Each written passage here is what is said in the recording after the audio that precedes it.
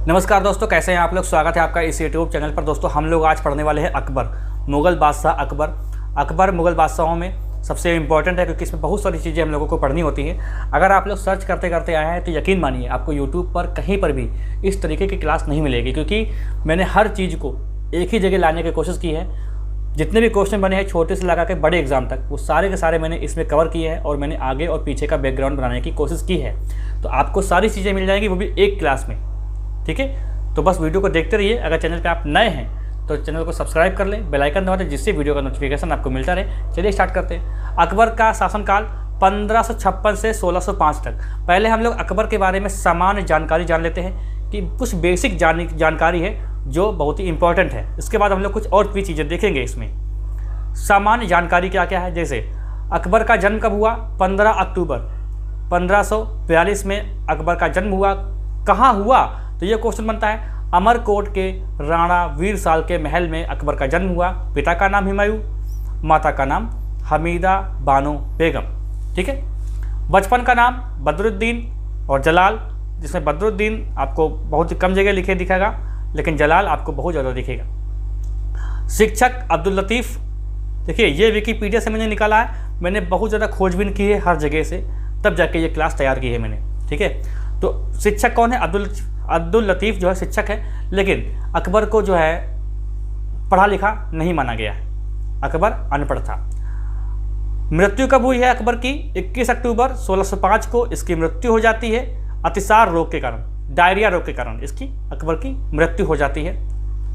अब कुछ और बेसिक चीज़ें जानते हैं जो सामान्य जानकारी के अंतर्गत ही मानेंगे हम लोग। जैसे अकबर को पहली बार 9 वर्ष की अवस्था में गजनी की सूबेदारी मिली थी। ठीक है, गजनी की सूबेदारी कब मिली थी अकबर को? 9 वर्ष की अवस्था में। और तब इसका संरक्षक कौन था? तुर्क सेनापति था मुनीम खां। अभी तक हम लोग क्या जानते थे, जो थोड़ा बहुत भी जानते हैं उनको ये लगता है कि अकबर का जो संरक्षक था बैरम खां था। लेकिन अगर क्वेश्चन ये बन जाए, हालांकि मैंने प्रीवियस के क्वेश्चन उठा के देखे हैं तो ये क्वेश्चन बना नहीं है, लेकिन तब भी मैंने ये जो विकीपीडिया देखा तो वहाँ से मैंने इस पॉइंट को लिया है। तो वहाँ पर क्या है कि बैरम खां को ही दिखाया गया है, और जब भी क्वेश्चन आपसे बनेगा कि अकबर का संरक्षक कौन था तो बैरम खां ही लगाना है। लेकिन अगर पूछे कि सबसे पहला संरक्षक कौन था तब मुनीम खां लगा दीजिएगा। अगर अभी तक नहीं आया तो हो सकता है आगे क्वेश्चन बन जाए, है ना। हर बार नए नए क्वेश्चन बन के आते हैं पेपर में, ऐसा नहीं है कि पुराने ही क्वेश्चन चलते आ रहे हैं, बस उसको बेस लेके चलना होता है। अब देखिए हुमायूं ने अकबर को युवराज कब कहा था? तो युवराज घोषित कब किया अकबर ने? सरहिंद जीतने के बाद अकबर को युवराज घोषित किया था। यहाँ पे ऐसे लगा दो पाई, कुछ टाइपिंग मिस्टेक हो जाती है, कोई बात नहीं, मैं बोल रहा हूँ। और तब संरक्षक जो है किसको नियुक्त किया था? तुर्क सेनापति था बैरम खां। बैरम खां का रिश्ता निकलता था हुमायूं के साथ एक साढ़ू का। मैंने विकीपीडिया में पढ़ा था, कहीं पढ़ा है कि बैरम खां का रिश्ता साढ़ू का निकलता था। हालांकि ये सब हिस्ट्री अलग अलग है, जो हम लोगों को एग्जाम के पॉइंट ऑफ व्यू से इंपॉर्टेंट है वही हम लोग पढ़ेंगे। देखिए आपको यूट्यूब पे बहुत सारी चीज़ें मिल जाएंगी। अकबर बहुत ही क्रूर शासक था, अच्छा शासक था, तो ये सब एक रोचक कहानियाँ हैं, इनसे हमारा संबंध नहीं है। पेपर के अगर पेपर के पॉइंट ऑफ व्यू से देखें तो इससे संबंध हमारा बिल्कुल भी नहीं है कि अकबर क्रूर था। ऐसे गांधी के बारे में भी उल्टी सीधी बातें लिखी हुई हैं, नाथूराम गोडसे के बारे में भी कुछ अच्छी कुछ बुरी बातें लिखी, तो ये सब इंपॉर्टेंट नहीं होता। ये सब खाली रोचक कहानियाँ हैं जिनको हम लोग पढ़ने में मजा आता है। तो वो चीज़ें ये सब नहीं यहाँ पे पढ़ेंगे हम लोग। ठीक है, अगर आप सोचते हैं कि अकबर के बारे में वो सब बातें बताई जाएंगी तो यहाँ पे ऐसा कुछ नहीं होने वाला। जो पेपर के पॉइंट ऑफ व्यू से इंपॉर्टेंट है वही हम लोग देखेंगे। तभी क्लास मैंने कहा है कि बहुत इंपॉर्टेंट है, और ऐसी क्लास आपको कहीं भी यूट्यूब पर नहीं मिलने वाली है। ठीक है, अब देखिए इंपॉर्टेंट क्या है कि अकबर का जो राज्याभिषेक है 14 फरवरी 1556 को अकबर का राज्याभिषेक हुआ था। ये इंपॉर्टेंट नहीं है कि डेट क्या थी, इंपॉर्टेंट ये है कि कहाँ हुआ था। तो ये कालानौर में इसका राज्याभिषेक हुआ था। ठीक है, तब इसकी उम्र बताई जा रही है 13 वर्ष की, जबकि 1542 में तो इसका जन्म हुआ था। तो ये उम्र इतनी इंपॉर्टेंट नहीं है, ये पूछेगा नहीं, बस मैंने लिख दिया। देखिए यहाँ पर लिखा है यह निरक्षर था, मतलब पढ़ा लिखा नहीं था, लेकिन समझदार बहुत था। ऐसा नहीं है कि पढ़े लिखे जो लोग नहीं होते वो समझदार नहीं होते, ऐसे बहुत लोग हैं जिन्होंने इतिहास रच दिया। ये भी तो इतिहास, इसने भी तो इतिहास रचा है, पढ़ा लिखा नहीं था लेकिन बहुत समझदार था। ठीक है, अब देखिए बैरम खां कब से कब तक संरक्षक बना रहा? तो 1556 से 1560 तक अकबर का संरक्षक का मतलब ये आप समझिए कि मतलब आप किसी के अंगरक्षक है, बॉडीगार्ड कह सकते हैं, बॉडीगार्ड। और ये बॉडीगार्ड ऐसे होते थे कि अपने ही चलाने लगते थे। तो बेचारा अकबर बैरम खां से इतना परेशान हो गया था कि इसने फिर एक उपाय सोचा, अभी हम लोग देखेंगे, जहाँ पर इसकी हत्या हो जाती है वहाँ पर देख लेंगे। ठीक है, अब देखिए जो बैरम खां है इसको हुमायूं एक उपाधि देता है, खान बाबा की उपाधि देता है, और अकबर जो है इसको खाने खाना की उपाधि देता है। खाने खाना का मतलब क्या होता है बताए? खाने का मतलब ये होता है बहुत प्रिय। क्या होता है? बहुत प्रिय। अकबर ने सर्वप्रथम जो है कछवाहा राजपूतों से वैवाहिक संबंध स्थापित किए थे। ठीक है, अजमेर जा रहे थे दरगाह पर, वहाँ पर कछवाहा राजपूतों ने वहाँ पर क्या हुआ कि इनकी जो है अधीनता स्वीकार कर ली थी, और 1562 में आमेर के राजा बिहारी मल या भारमल की पुत्री हरका बाई, जिसको जोधाबाई के नाम से भी जानते हैं, बहुत सारे इतिहासकार इस पर आपत्ति जताते हैं कि जोधाबाई नाम की कोई भी अकबर की पत्नी नहीं थी, लेकिन तब भी विकिपीडिया हर जगह आपको दिख जाएगा किताब में हरका बाई के साथ ब्रैकेट में जोधाबाई जरूर लिखा होगा। तो हरका बाई से विवाह किया था, तो पहला ये सर्वप्रथम राजपूतों के साथ विवाह संबंध था जो कछवाहा। ये कछवाहा बहुत इंपॉर्टेंट है, ये कछवाहा आपसे पूछता है, ये भारमल और ये हरका बाई इतना इंपॉर्टेंट नहीं, इतना कछवाहा इंपॉर्टेंट है। मैं आप चाहे तो प्रीवियस के क्वेश्चन उठा के देख सकते हैं, यूपीएससी और यूपीपीएससी वगैरह जो भी पीएससी वगैरह एग्जाम है उससे पूछा गया है। तो कछवाहा ये बहुत, कौन से राजपूत थे? कछवाहा, ये इंपॉर्टेंट हो जाता है। ठीक है, अब जानते हैं पानीपत का द्वितीय युद्ध। 30 साल बाद फिर से युद्ध होने वाला है, पानीपत का द्वितीय युद्ध, जिसकी डेट क्या है? 5 नवंबर 1556 को। ठीक है, डेट ये इंपॉर्टेंट नहीं है, इंपॉर्टेंट है 1556 को पानीपत का द्वितीय युद्ध हुआ था हेमू और बैरम खां के बीच में। ये हेमू कौन था? हेमू कौन सी बला थी? हेमू देखिए क्या था? आदिल शाह का ये एक सेनापति था, ये प्रधानमंत्री था। ठीक है, ऐसा था, हुमायूं मरा, हुमायूं की मृत्यु हो गई, दिल्ली का शासन, दिल्ली की गद्दी या दिल्ली की वैकेंसी खाली है। अब ये क्या कर रहा है कि ये सूर्य वंश का था आदिल शाह, तो ये तैयारी में होता है कि अब हम दिल्ली की सत्ता हथियाएंगे। इधर क्या होता, अकबर का जो बैरम खां जो संरक्षक था ये भी कम नहीं था, इसने भी अपनी सेना तैयार की, और पानीपत का द्वितीय युद्ध होता है। फिर पानीपत का द्वितीय युद्ध होता है जिसमें हेमू की पराजय होती है। ये आदिल शाह के नाम से नहीं जानते, ये हेमू के नाम से जानते हैं। ठीक है, ऐसा मानते हैं कि अंतिम शासक था जो दिल्ली सल्तनत का, दिल्ली पर बैठने वाला अंतिम शासक कौन था? वो हेमू था। हिंदू शासक की बात होती है, हिंदू। ये क्वेश्चन आया है, लेकिन इससे कोई रिलेशन नहीं है कोई इसका, लेकिन क्वेश्चन आया तो मैंने लाइन के तौर पे आपको बता दिया। अगर आया तो आप लगा देना कि दिल्ली पर अंतिम शासक कौन था हिंदू बैठने वाला? तो हेमू था। तो हेमू ने आक्रमण किया, तो हेमू के साथ युद्ध हुआ था। अब देखिए हेमू कोई आम आदमी नहीं था, हेमू बहुत योग्य, बहुत बड़ा योद्धा था। ऐसा मानते हैं कि इसने 24 अभियान में से कम 22 अभियान जीते थे, 22 युद्ध जीते इसने। ये भी जीतता, जैसे हम लोग क्रिकेट देखते हैं, कोई मैच देखते हैं, तो हम लोग जानते हैं कि कौन सी टीम कमज़ोर है, तो पहले से ही बता देते हैं कि अरे ये टीम हार जाएगी, तो लोग वहाँ पर ये कह देते हैं कि ये हार जाएंगे। कौन? मुगल। बैरम खां की हार निश्चित है क्योंकि इसकी टीम अच्छी नहीं है। लेकिन हेमू की टीम, ऊपर से हेमू बहुत बड़ा योद्धा, उसकी टीम बहुत ज़बरदस्त थी। लेकिन हुआ क्या? किस्मत का खेल देखिए, किस्मत का खेल ये हुआ कि जीत किसकी हो गई? बैरम खां की। किस्मत की, अब बदकिस्मती अगर बात करें किसकी थी? हेमू की थी। आँख में उसके तीर लग गया, हेमू गिर गया ज़मीन पर। अब हेमू जब ज़मीन पर गिर गया तो वहाँ अफवाह उड़ गई बीच में कि हेमू मर गया। अब हेमू मर गया तो अब सेनापति मर गया, तो वहाँ पर जो सेना थी उसमें मच गई भगदड़, वो सब भागने लगे। ठीक है, भागने लगे, जिस बीच क्या हुआ कि इनकी हार हो गई और बैरम खां ने हेमू की गर्दन धड़ से अलग कर दी। तो ये हो गया आपका हेमू का इतिहास। अभी नहीं, एक बात और इंपॉर्टेंट है हेमू के बारे में।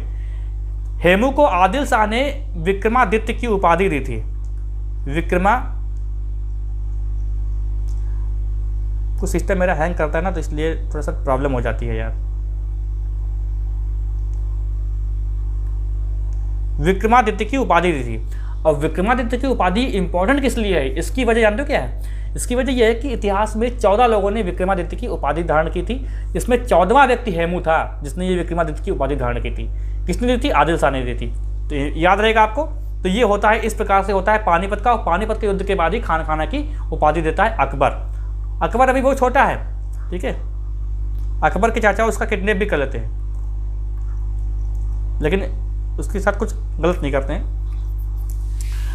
देखिए, बैरम खां की हत्या अफगानी मुबारक खां ने कर दी थी। बैरम खां की हत्या अफगानी जो है मुबारक खां ने कर दी थी। देखो, इसके एक पीछे कहानी है। कहानी यह है कि बेचारा अकबर जो है वो परेशान हो गया था, हर जगह टांग अड़ा रहा है, फैसले अपने अनुसार ले ही नहीं पा रहा है अकबर। क्योंकि अकबर देखिए 13 साल का था, अब वो समझदार हो रहा था धीमे धीमे, ठीक है। तो हर चीज़ में बात वही अब बात यह है कि इसकी हत्या कर दी गई थी 1560 के आसपास की बात है। हुआ ये कि अकबर ने होशियारी दिखाई, अकबर ने जाके घोषणा कर दी कि मैंने अपना प्रधानमंत्री बदल दिया है, ऐसे कुछ घोषणा की थी। तो बैरम खान ने क्या कर दिया, एक विद्रोह कर दिया। बैरम खान ने विद्रोह कर दिया तो उस विद्रोह को अकबर ने बहुत ही आसानी से दबा दिया। उसके बाद बैरम खान को लाया गया अकबर के पास। अकबर ने उनके सामने 2 शर्तें रखी। एक शर्त ये रखी कि आप छोटी सी जागीर ले लीजिए, अपना काम करिए, अपना शासन संभालिए वहाँ पर। एक शर्त रखी कि आप ऐसा करो, आप बूढ़े हो गए हो, आप हज यात्रा पे चले जाओ। तो वो फिर क्या कहा, बैरम खान ने कहा कि मुझे हज यात्रा पे जाना ज़्यादा सही लग रहा है, क्योंकि अब वो सही है। तो वहाँ पर जा रहे थे और गुजरात के पास अहमदाबाद में क्या हुआ कि ये आक्रमण कर दिया मुबारक खान ने और यहाँ पर इसकी हो गई मृत्यु। बैरम खान बेचारे इसी गलतफहमी में चले गए होंगे कि अकबर ने ये हमला करवाया है, लेकिन ये किस मुबारक खान ने अपने पिता का बदला लिया था बैरम खान की हत्या करके। अब बैरम खान की हत्या कर दी गई, ठीक है। बैरम खान की पत्नी थी सलीमा बेगम। तो सलीमा बेगम आती हैं, रो रो के जा रही थी, तो अकबर के सामने लाया गया। तो अकबर ने क्या है, अपनी उदारता का परिचय देते हुए इनसे शादी कर ली, समझे। अकबर ने क्या कर लिया, इनसे विवाह कर लिया बैरम खान की पत्नी के साथ। इनका लड़का था अब्दुर रहीम इनका लड़का था, पुत्र था, छोटा था काफ़ी। तो इसको पिता की कमी ना खले, इसलिए अकबर ने सलीमा बेगम से विवाह कर लिया था और इसको उपाधि दी थी खाना की। मतलब सब कुछ चेंज हो गया, बस बैरम खान नहीं है, बाकी सब कुछ बैरम खान की जगह अकबर ने ले ली। सलीमा बेगम अभी भी अब फिर से वो शादीशुदा हो गई हैं, उनका पति फिर से हो गया। अब्दुल रहीम खान को फिर से एक नया पिता मिल गया, सब कुछ वही है, बस बैरम खान की जगह। और इनको उपाधि दी खान। मैंने कहा खान का मतलब क्या होता है, बहुत प्रिय, ठीक है, बहुत प्रिय। अब देखिए अकबर के लिए अभी समय वो नहीं आया था कि अकबर अपने हाथ में सत्ता ले ले। अब क्या हुआ, अब एक महिला थी महामंगा के हाथ में ये अब इनका संरक्षण प्रदान हो गया। अब महामंगा की चलने लगी, अकबर बाद में आ रहे हैं, महामंगा की चल रही है। महामंगा का शासन कुछ ही दिन के लिए होता है, ठीक है, और इसको पर्दा शासन बोलते हैं, इसको पेटीकोट शासन भी बोलते हैं। मतलब पर्दा शासन मतलब क्या हुआ कि पर्दा के पीछे से महिलाएं बैठी हैं, वो अपनी हुक्म चला रही हैं, अकबर मान रहे हैं, ठीक है। पेटीकोट मतलब महिलाएं पेटीकोट पहनती हैं, तो उस हिसाब से ये एक व्यंग्य किया गया है, तो पेटीकोट शासन बोलते हैं इसको, ठीक है। अकबर बेचारा फिर परेशान, महामंगा को फिर हटाता है किनारे। इसका एक पुत्र होता है। एक क्वेश्चन पूछा गया है यूपीपीएससी में 2 बार, यूपीपीएससी 2 बार पूछा गया है कि अकबर ने किसको स्वयं मारा था, मतलब स्वयं किसका कत्ल किया है। ये स्वयं अकबर ने स्वयं किसको मारा, तो आदम खां को मारा था। आदम खां, ये नाम किसका है, आदम खां। बताता हूँ मैं इसको कहानी क्या है। आदम, ये क्वेश्चन पूछा गया है, ध्यान रखिएगा, आप लोगों का सेट लगा रहे हैं तो आपने देखा होगा। ये आदम खां को मारा था अकबर ने स्वयं, ये पूछा गया है। ये किसका पुत्र था, महामंगा का पुत्र था, महामंगा का पुत्र था। और इसने जो अकबर का प्रधानमंत्री था अतगा खां की हत्या कर दी थी इसने। तो गुस्से के मारे इसकी हत्या कर दी थी। ये क्या है यार, मैं लिख नहीं पा रहा हूँ, अतगा खां, हद है, ठीक है। इसके बाद क्या हुआ, इसकी हत्या कर दी आदम खां की। तो ये क्वेश्चन आप ध्यान रखेंगे। अब क्या हुआ कि अब अकबर का समय आता है। अकबर के शासनकाल के 9वें वर्ष से लेके 30 वर्ष तक जो दीवान के पद पर बने रहे हैं वो कौन रहे हैं। सबसे पहला नाम आता है मुजफ्फर खां तुर्बती, ये क्वेश्चन पूछा गया है। राजा टोडरमल जो अकबर के वित्त मंत्री के हिसाब से जाने जाते हैं, जिनका जन्म कहाँ हुआ था, ये सीतापुर के पास एक है लहरपुर, वहाँ पर हुआ था। सीतापुर जिला है उत्तर प्रदेश में। ख्वाजा मंसूर के हाथों में था। तो ये 3 जो थे यही बार बार जो है दीवान के पद पर आसीन हो रहे थे, ठीक है। देखिए जब राजा टोडरमल जो वित्त मंत्री था तो उनका जो सहायक था वो था ख्वाजा मंसूर। ये क्वेश्चन पूछा गया है, तो बहुत ध्यान से सुनिए मेरी बात को, हर चीज़ पूछी गई है यहाँ पर। हरविजय सूरी को अकबर ने जगत गुरु की उपाधि दी थी। हरविजय सूरी जो है वो जैन साधु था। देखिए जहाँ तक मैंने अकबर को समझा है पढ़ते पढ़ते, मुझे लगता है कि अकबर को प्रभावित करना बड़ा आसान था। अकबर बहुत ही जल्दी प्रभावित हो जाता था। तो हरविजय सूरी जो है अकबर के दरबार में कुछ दिन रहा था और बहुत सारी बातें पूछता था, बहुत सारी बातें होती थी इनके बीच में। तो अकबर बड़ा प्रभावित था इनसे। जब तक हरविजय सूरी रहा है दरबार में तब तक कोई मांस मछली नहीं खा सकता था, अकबर खुद भी नहीं खाता था। और इनके जाने के बाद भी अकबर ने कई दिनों तक मांस मछली को हाथ तक नहीं लगाया था, इतना प्रभावित हो चुका था। तो जगत गुरु की उपाधि दी थी अकबर ने इनको। ठीक है, जाहिर सी बात है क्वेश्चन पूछा गया इसलिए यहाँ पे लिखा हुआ है। जो चीज़ें यहाँ पर लिखी गई हैं उनसे तो क्वेश्चन पूछे ही गए हैं, और जो मैं बता रहा हूँ उनसे क्वेश्चन बनेंगे या फिर बने हैं बनेंगे या बने हैं। ठीक है, अब देखते हैं अकबर का साम्राज्य। अकबर का साम्राज्य देखो 1561 में मालवा अभियान के लिए इसने बाज बहादुर, ठीक है, बाज बहादुर के विरुद्ध ये अभियान चलाया आजम खां के तरफ से। ये अकबर का आदमी था। बाज बहादुर हार जाते हैं। ठीक है, फिर है 1562 का आमेर अभियान, जिसके बाद जो है कछवाहा राजपूत जो है अपने पुत्र का विवाह करते हैं, हरका बाई के साथ विवाह होता है। फिर है 1564, ये क्या है, ये है गड़क टंगा या गोंडवाना अभियान। इसमें दुर्गावती बनाम आसफ खां, या नाम होना चाहिए, या गलत लिखा है यहाँ पर, आसफ खां। ठीक है, आसफ खां के साथ युद्ध होता है। देखिए दुर्गावती, रानी दुर्गावती कौन थी? ये थी दलपत सिंह की पुत्री, ये एक चंदेल राजकुमारी थी। दलपत सिंह की पुत्री नहीं, दलपत सिंह की पत्नी थी ये रानी दुर्गावती। दलपत सिंह की हत्या हो जाती है या मृत्यु हो जाती है, तो इन दोनों का पुत्र कौन होता है? उसका नाम होता है वीर नारायण सिंह। उसका नाम होता है वीर नारायण सिंह।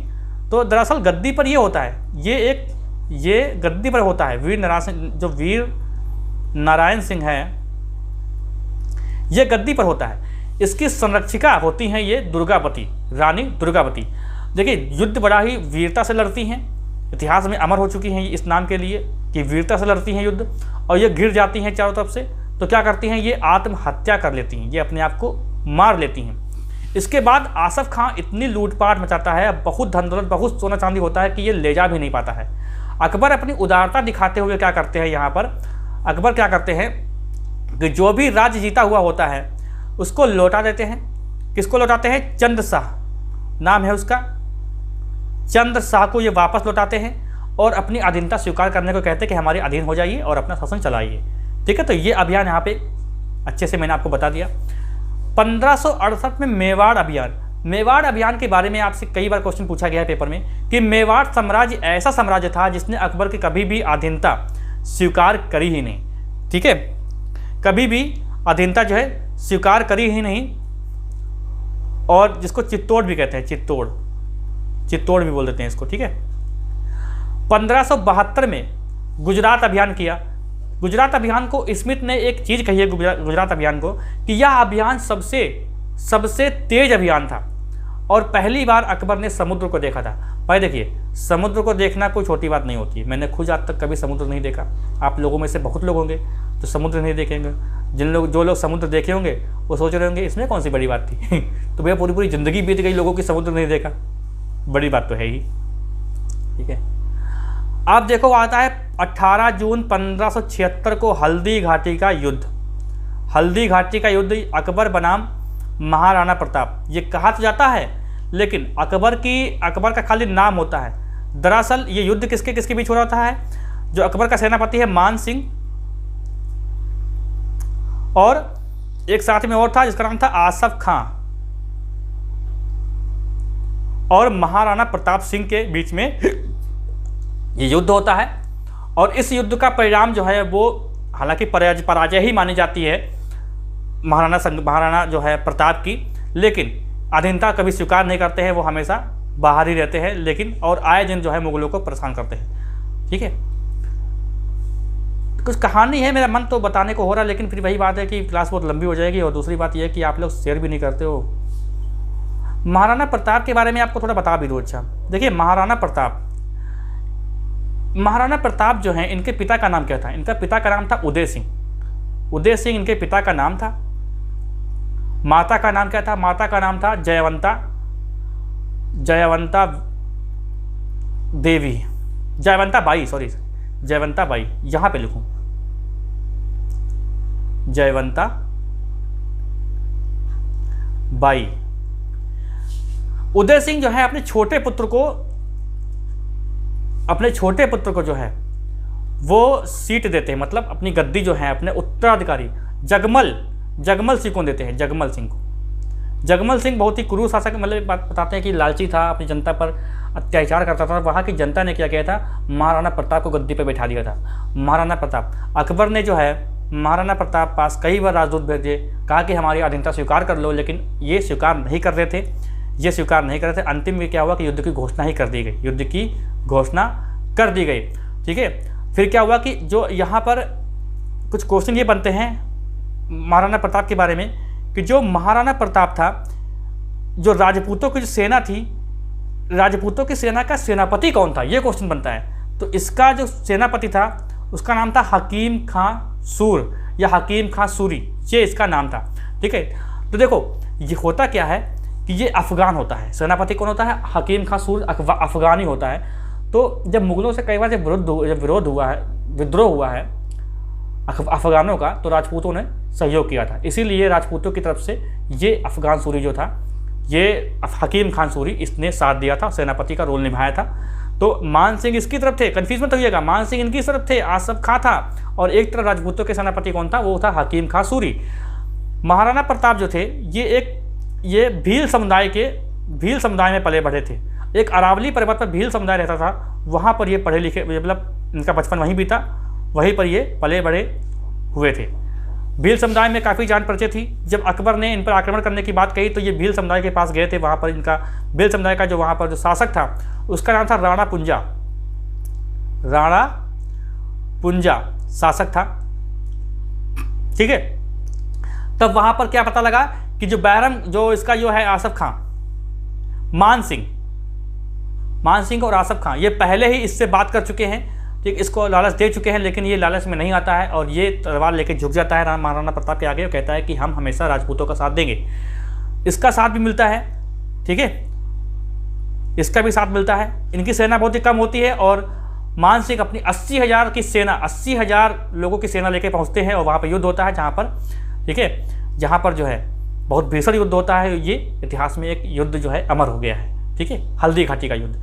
हल्दी घाटी का युद्ध इसलिए कहते हैं क्योंकि वहाँ की ज़मीन जो है हल्दी के रंग जैसी पीली पीली है, तो इसलिए हल्दी घाटी नाम दिया गया है। तो ये छोटी सी कहानी थी अकबर बनाम महाराणा प्रताप की, जिसमें अकबर को विजयी माना जाता है। ये अकबर नाम ही आपसे क्वेश्चन पूछेगा, लेकिन अकबर जाता नहीं है, ये मान सिंह, क्योंकि इतनी बड़ी, देखिए ये युद्ध हैं तो बहुत बड़े बड़े, लेकिन अकबर के सामने इनकी सेना कुछ नहीं थी, इसलिए अकबर हर जगह नहीं जाता था। ये मान सिंह वगैरह ही काम कर दिया करते थे। ठीक है, फिर देखो क्या होता है कि 1601 में ये पूरा दक्षिण अभियान खत्म कर लेता है। 1601 में दक्षिण अभियान खत्म करता है, जैसे बरार, खानदेश, अहमदनगर, ये तीन जो हैं साम्राज्य को मिलाता है अपने साम्राज्य में। तो बरार और खानदेश, ये जो खानदेश है, खानदेश को 1591 में ही जीतता है। खानदेश जो है ना, ये दक्षिण का जो है ये भारत प्रवेश माना जाता था। ठीक है, इसलिए खानदेश को जीतता है 1591। बाद में तीनों जीत लेता है। अगर अकबर के प्रांतों की बात करें तो अकबर के प्रांत पहले कितने थे, 12। अब ये 3 प्रांत और जीते तो टोटल कितने हो जाएंगे, 15।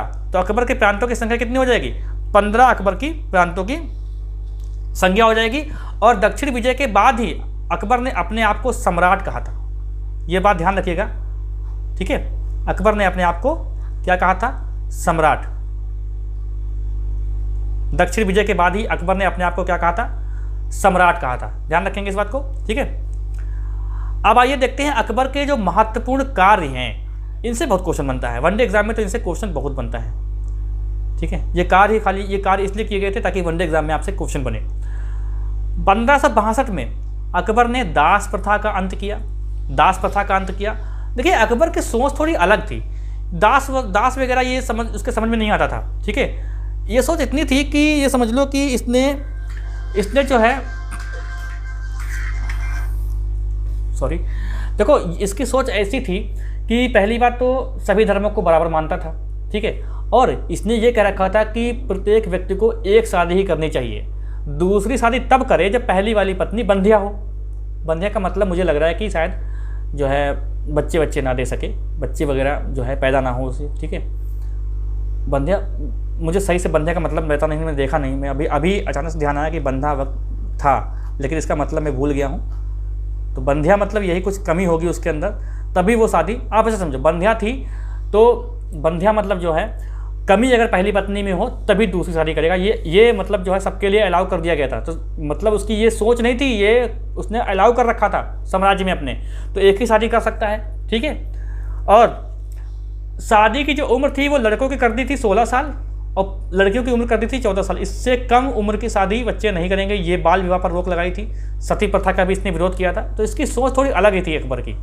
तो अकबर ने दास प्रथा का अंत कर दिया था, तीर्थ यात्रा कर समाप्त कर दिया था इसने। बहुत बड़ी बात थी तीर्थ यात्रा कर।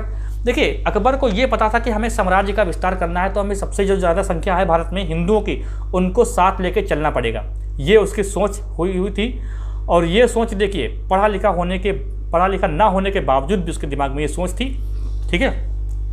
जजिया कर जो धार्मिक कर था, जो गैर मुस्लिमों पर लगता था, उसको पूर्णतः समाप्त कर दिया था 1564 में। ये सन देखिए जो लिखे हैं ना, मोस्ट इंपॉर्टेंट, ये सन बहुत इंपॉर्टेंट है कि दास प्रथा का अंत कब किया अकबर ने।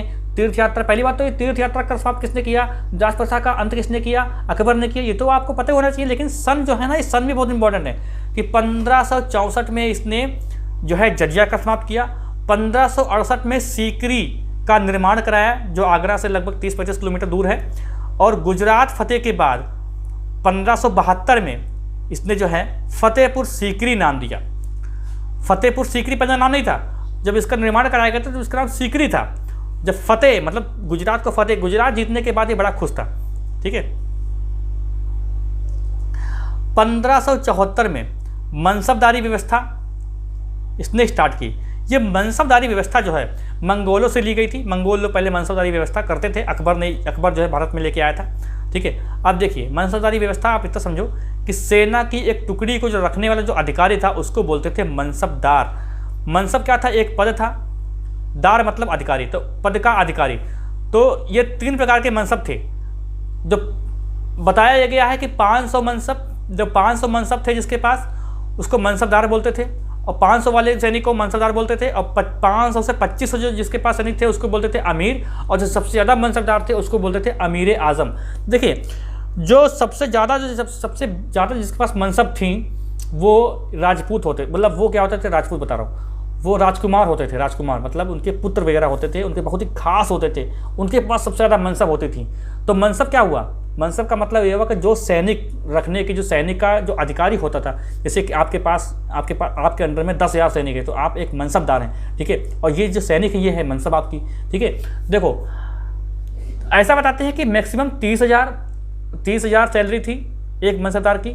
फिर उससे नीचे 3 प्रकार की मनसब थी। मनसबदार की सैलरी 30,000, 29,000, 28,000।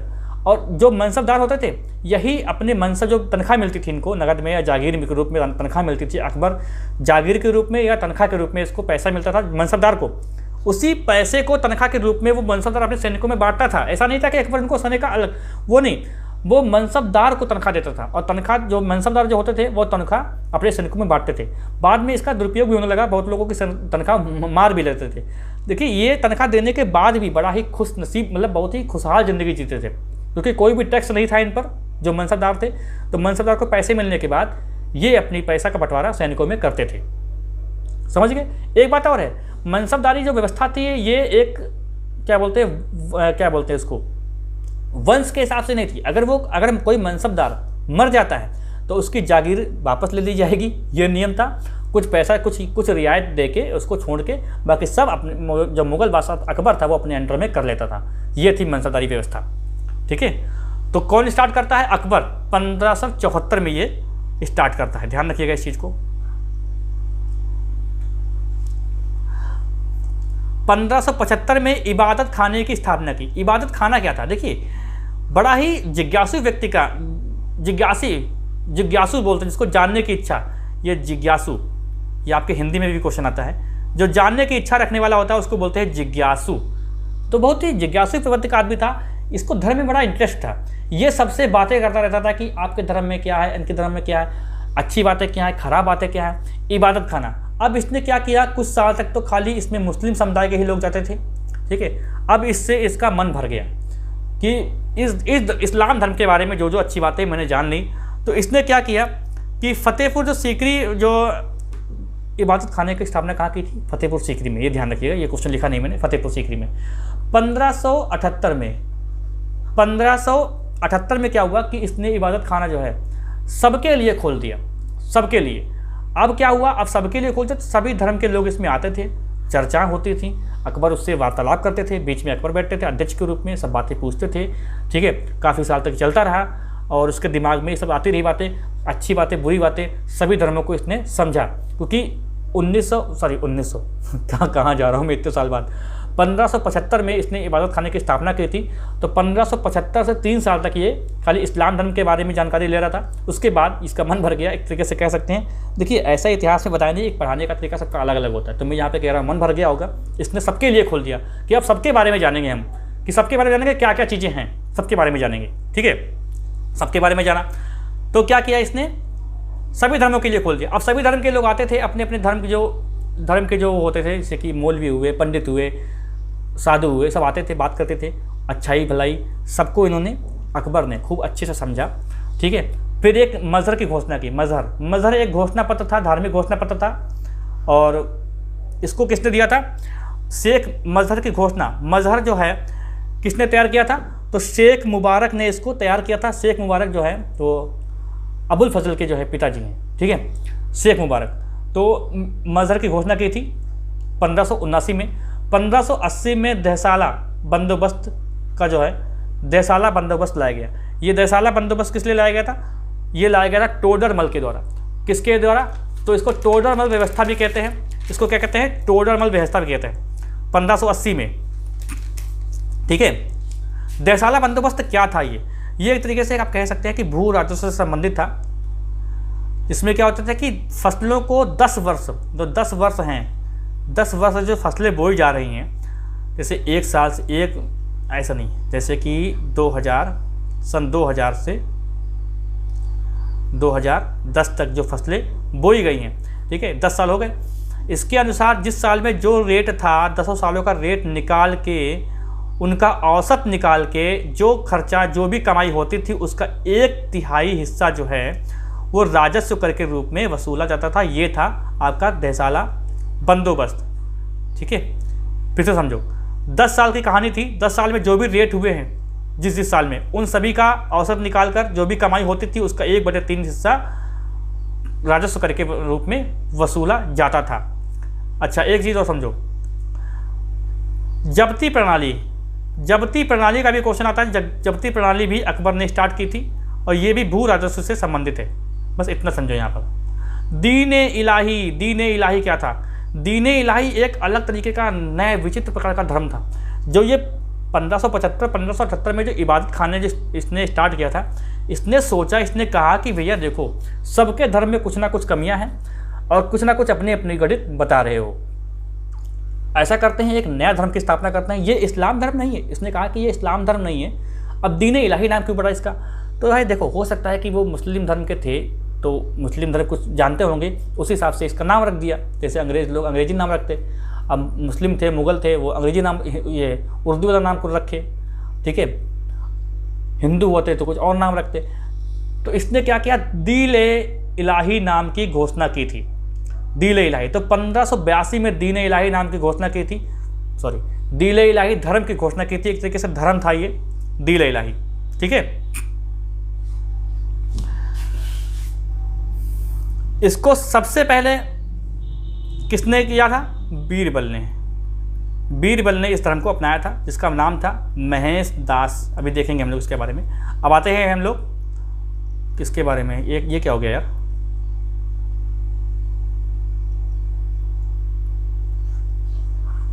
देखो, अकबर के नवरत्न देखो, अकबर के नवरत्न कौन कौन से हैं, मुल्ला दो प्याजा, राजा मान सिंह, हकीम हुकाम, राजा टोडरमल, जिसका जन्म हुआ था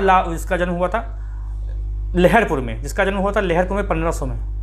डेट इंपॉर्टेंट नहीं है, ये इंपॉर्टेंट इसलिए है जन्म इसका, क्योंकि जो यूपी की तैयारी करते हैं तो उसमें सीतापुर जिला है उत्तर प्रदेश में, सीतापुर से कुछ 20-22 या 30 किलोमीटर के आसपास ये जो पड़ता है, क्या नाम, लहरपुर। ठीक है, लहरपुर एक कस्बा है, तो वहाँ पर राजा टोडरमल का जन्म हुआ था। और ये वित्त मंत्री माना जाता है, किसका, वित्त मंत्री माना जाता है अकबर का। अकबर का वित्त मंत्री कौन था, राजा टोडरमल। लाहौर में ये है, इसकी मृत्यु हो गई थी। अब्दुल रहीम खान खाना, बैरम खान का पुत्र। फैजी कौन था, फैजी के बारे में कुछ बातें जान लेते हैं। जैसे फैजी जो है, इसका जन्म कब हुआ था? आगरा में हुआ था। मैंने कहा ना कि आपको पूरे वीडियो में कहीं भी देखेंगे हर एक चीज़ आपको इस तरीके से व्यवस्थित नहीं मिलेगी, इसको बहुत टाइम लगा बनाने में, लेकिन आप लोग सपोर्ट नहीं करते हो।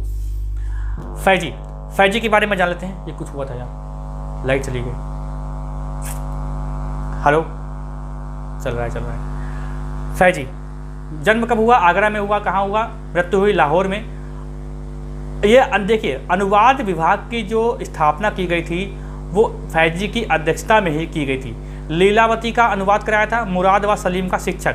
मुराद व सलीम का शिक्षक इसको भी माना जाता है, ठीक है, ये ध्यान रखिएगा।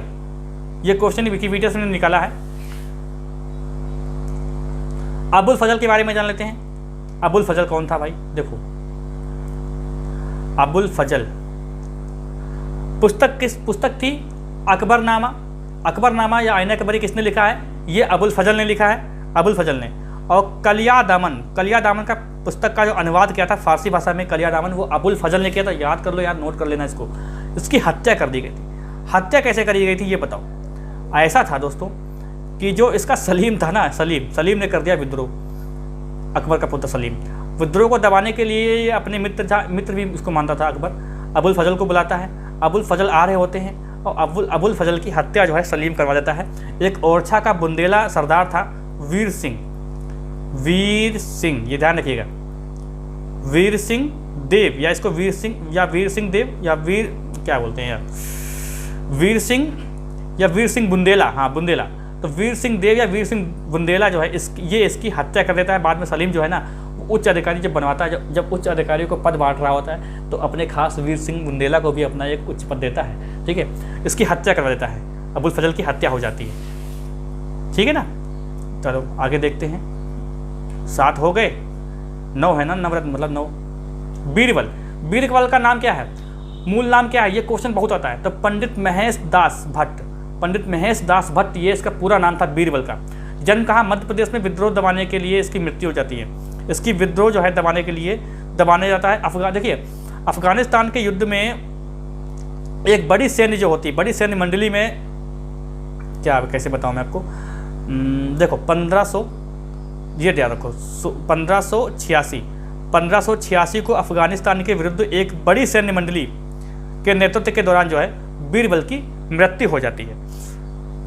बीरबल जो है ये दीन इलाही धर्म को अपना लेता है, ठीक, मात्र एक हिंदू। तानसेन के बारे में जानो, क्या क्या चीज़ें इंपॉर्टेंट है। अभी तक का सबसे बड़ा वीडियो मुझे लग रहा है, ये 45 मिनट का वीडियो हो चुका है मुझे लग रहा है। तानसेन जन्म कब हुआ ये इंपॉर्टेंट नहीं है। जन्म कहाँ हुआ? ग्वालियर, ये ग्वालियर में इसका जन्म हुआ। तानसेन का मूल नाम पूछा जाता है तो रामतनु पांडे इसका मूल नाम है। और ध्रुपद गायन शैली का जो विकास है वो तानसेन के समय में ही हुआ था। और उपाधि कंठाभरण वाणी विलास इसकी उपाधि है। ये किसने दी थी? अकबर ने दिया था, ये ध्यान रखिएगा। अकबर ने इसको तानसेन को उपाधि दी थी कंठाभरण वाणी विलास। देखिए अब यहाँ पर कुछ नोट करके मैंने पॉइंट लिख लिए हैं। जैसे महाभारत का फारसी में अनुवाद कराया था रज़्मनामा, रज़्मनामा जो एक शीर्षक है महाभारत का, उसका फारसी में अनुवाद कराया था किसने? फैजी के निर्देश में नसीब खां, बदायूनी तथा फैजी, ठीक है, आदि विभिन्न विद्वानों के संबंधित प्रयासों से। मैंने ये सभी नाम क्यों लिखे? क्योंकि आपको पेपर में अलग अलग लिखा होगा। कहीं आपको फैजी लिख के आ जाएगा, कहीं नसीब खां लिखा होगा, कहीं बदायूनी लिखा होगा। तो ये देखिए सब लोगों ने मिलके जो है महाभारत छोटा मोटा ग्रंथ नहीं था, ये महाभारत का फारसी में अनुवाद किया था। शीर्षक क्या था? रज़्मनामा। ये रज़्मनामा इसका जब मैं लिखने चलता हूँ तो ये हैंग हो जाता है यार, बड़ा समस्या है। देखो हैंग हो रहा है। आपको लगता होगा कि मैं छोटी छोटी बातें क्यों लिखता हूँ इसको, इसलिए लिखता हूँ क्योंकि मुझे लिखना ना पड़े। अब सब चीज़ें मैं लिखूँ, कुछ चीज़ें भूल जाता हूँ लिखे लेते, लेकिन जब पढ़ा रहा हूँगा ना तो मैं जब पढ़ाता हूँ तो वहाँ फ्लो में चीज़ें याद आने लगती हैं। अब इससे इसका नाम क्या था? रज़्मनामा। देखो हैंग हो रहा है ये, रज़्मनामा इसके नाम से ये, ठीक है, फारसी में अनुवाद होता है। और रामायण का फारसी भाषा में अनुवाद किसने किया? बदायूनी ने किया। ये बात ध्यान रखोगे तो अच्छा रहेगा। तो नसीब खां, बदायूनी, फैजी ने मिलकर और भी जो विद्वान थे उन्होंने मिलकर महाभारत का फारसी में अनुवाद करवाया था। और फैजी की अध्यक्षता में अनुवाद विभाग की स्थापना की गई थी, मैंने ऊपर बताया आपको, ठीक है, ध्यान रखेंगे इस चीज़ को, बहुत इंपॉर्टेंट है। अकबर कालीन स्थापत्य कला समझ लो। देखो यहाँ पर आप देखो, ये जो मैंने लिखा है दीवाने आम, दीवाने खास, पंचमहल, जोधा बाई महल, बीरबल का महल, बुलंद दरवाज़ा, शेख सलीम चिश्ती का मकबरा और जामा मस्जिद। जामा मस्जिद। अब देखो जो मैंने लिखा है यहाँ पर ना, इसका मतलब ये है कि ये जो लिखा है ये सारे के सारे कहाँ हैं, ये सारे के सारे कहाँ हैं आपका, फतेहपुर सीकरी, फतेहपुर सीकरी में था। ठीक है।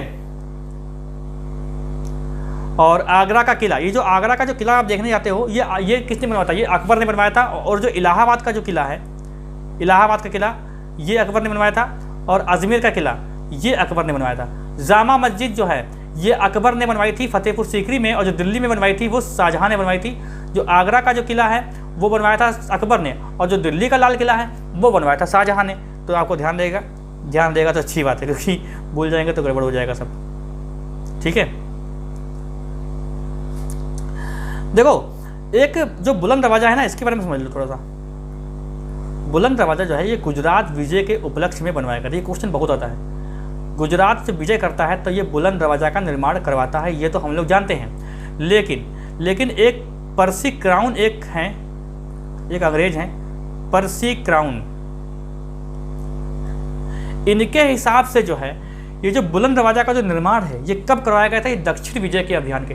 अब ये क्वेश्चन आपसे अगर बन जाए कि बुलंद दरवाज़ा का निर्माण कब कराया गया था, और आपके ऑप्शन में अगर गुजरात अभियान दिखे ही ना तो दक्षिण अभियान होगा।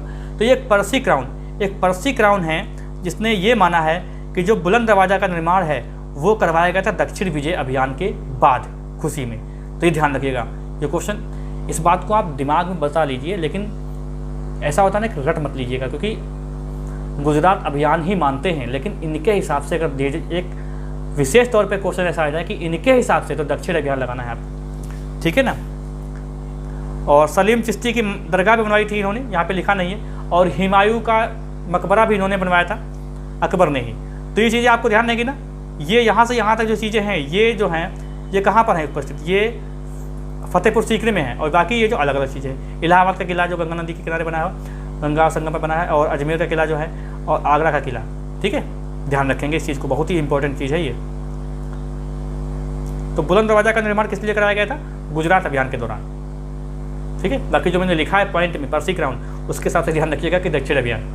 अन्य महत्वपूर्ण तथ्य देखो, अकबर ने बंगाल तथा बिहार को अपने साम्राज्य में कब मिलाया था, तो 1576 में। ये सीधे सीधे क्वेश्चन यूपीएससी IAS वगैरह में पूछा गया, RS वगैरह में पूछा गया है, ध्यान रखिएगा इसको। अकबर के प्रमुख चित्रकार कौन कौन थे, बहुत सारे थे, लेकिन मैंने मुख्य रूप से लिखे हैं जो पूछे गए हैं, दसवंत और बसावन, ये दो चीज़ें पूछे गए हैं। और ये केशव लाल, ये अकबर के प्रमुख चित्रकार थे। अकबर ने मोहम्मद हुसैन को जरी कलम, इस जरी कलम की उपाधि किसने दी थी, तो जरी कलम की उपाधि अकबर ने दी थी किसको, मोहम्मद हुसैन को। ये पॉइंट है, आपको नोट कर लेने हैं। 1580 में अकबर के खिलाफ फतवा जारी किया गया था, ये बात ध्यान रखिएगा। अकबर के खिलाफ जो है 1580 में एक फतवा जारी किया गया था, फतवा जारी किया गया था अकबर के खिलाफ जो है, मुझे याद नहीं आ रहा है। देखो अच्छा देखो, ये फतवा जो है 1580 में किसने, एक जौनपुर का धर्मगुरु था, धर्मगुरु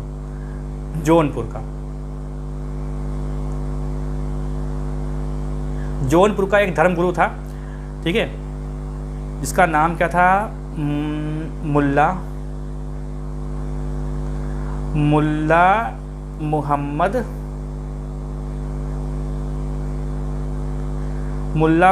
यजदी। मुल्ला मोहम्मद यजदी जो था, ये एक मुस्लिम एक धर्मगुरु था, जिसने सभी मुस्लिमों को जो है इसके खिलाफ भड़काया, अकबर के खिलाफ, और फतवा जारी किया। तो 1580 में जो है ये क्वेश्चन आया है पेपर में, इसलिए मैंने इसको अलग से नोट किया है। तो ध्यान रखिएगा इस चीज़ को, ठीक है भाई, गलत नहीं करके आना। तो ये क्या, अकबर के खिलाफ जो है फतवा जारी किया था 1580 में। राल्फ फिंच फतेहपुर सीकरी और आगरा पहुंचने वाला पहला अंग्रेज व्यापारी था। तो राल्फ फिंच, याद रखिएगा। मजहर जारी करने के बाद अकबर ने सुल्तान आदिल या इमाम ए आदिल उपाधि धारण की थी। ठीक है। अकबर ने जो है सुलह कुल, ये ध्यान रखो, ये क्वेश्चन पूछा गया है, अकबर ने सुलह कुल का सिद्धांत दिया। क्वेश्चन ये आया है यूपीएससी में कि सुलह कुल का सिद्धांत किसने दिया है? तो अकबर ने दिया है। इसका मतलब क्या होता है? इसका मतलब देखो यहाँ पर राजनीतिक उदारता, अच्छा लिखो ना, सुन लो, राजनीतिक उदारता, धार्मिक सहनशीलता और उदारवादी सांस्कृतिक दृष्टिकोण, ये 2 बार क्वेश्चन आया है। इसमें ये तीनों जो मैंने बताया है आपको, राजनीतिक उदारता पूछा यह गया है कि सुलह कुल का सिद्धांत का मतलब क्या है? राजनीतिक उदारता, धार्मिक सहनशीलता और उदारवादी सांस्कृतिक दृष्टिकोण। तो ये ऑप्शन में था इनमें से सभी, मतलब सभी, तो सभी सही था कि सुलह कुल का मतलब ये होता है। अकबर ने इसको स्टार्ट किया था। अकबर का मकबरा कहाँ है? तो सिकंदरा नामक गांव में अकबर का मकबरा है, जिसका नाम बदलकर अकबर ने, इस सिकंदर लोदी ने इसको बसाया था, सिकंदरा, ठीक है। इसका नाम जो है अकबर ने बदलकर क्या किया था? बहिस्ताबाद। अकबर ने इसका नाम बदलकर रख दिया था बहिस्ताबाद। और यह गुंबद विहीन एक मकबरा है। इसकी विशेषता यह है कि ये गुंबद विहीन है। तो अकबर के बारे में दोस्तों इससे ज़्यादा क्वेश्चन अगर आपको बन जाए, अगर आपने अभी तक देखा है तो आप बताइएगा, इससे ज़्यादा क्वेश्चन। एक क्वेश्चन बच रहा था जब्ती वाला, तो मैंने आपको देसाला बंदोबस्त के तहत बता दिया कि जब्ती प्रणाली का जो था वो कौन था? जब्ती प्रणाली ये अकबर था। ये भी भू राजस्व से संबंधित था जब्ती प्रणाली, ठीक है। तो और कोई क्वेश्चन मुझे नहीं लग रहा कि क्वेश्चन कोई बच रहा है, क्योंकि मैंने सारे क्वेश्चन देखे हुए थे। तो अभी क्वेश्चन नहीं बचा, क्योंकि देखो हर ये जो चीज़ें हैं ना, इनको एक चीज़ लाना, क्योंकि मेरा उद्देश्य ये था कि ज़्यादा वीडियो मतलब ना बने इसके लिए, एक वीडियो में। तो इसमें काफ़ी समय लग गया, बहुत पूरा दिन लग गया कि हर चीज़ों को एक जगह कलेक्ट करना। क्योंकि देखिए जब बोर्ड पे पढ़ा रहा होता है तो बोर्ड पे अगर लिख रहा है छोटा सा कोना और बोलता चला जा रहा है तो अलग बात होती है, लेकिन यहाँ पर एक PDF के तौर पर बनाना, एक जगह लाना, वो एक अलग ही काम था यार। तो काफ़ी मेहनत लगी। तो आप लोग भाई सपोर्ट किया कीजिए। अच्छा लगा है वीडियो, मुझे पता है आपने यहाँ तक देखा तो मुझे अच्छा लगा है। तो आप लोग एक बार कमेंट करके बताइए कि कैसा लगा आपको। और अभी तक अगर आप सब्सक्राइब है, सोच रहे हैं सब्सक्राइब करने के लिए, तो भैया फ्री है, कोई पैसा नहीं लग रहा। सब्सक्राइब कर लीजिए, बेल आइकन भी दबा दीजिए। अपने दोस्तों को भी सब्सक्राइब करिए, उनके साथ भी इस वीडियो का लिंक शेयर करें, उनसे भी कहिए कि इस वीडियो को देखें, चैनल को सब्सक्राइब कर लें, ठीक है। आपका भी चैनल है। मिलते हैं हम लोग अगली क्लास में। तो आशा करता हूँ कि आपको सभी बातें समझ में आई होंगी।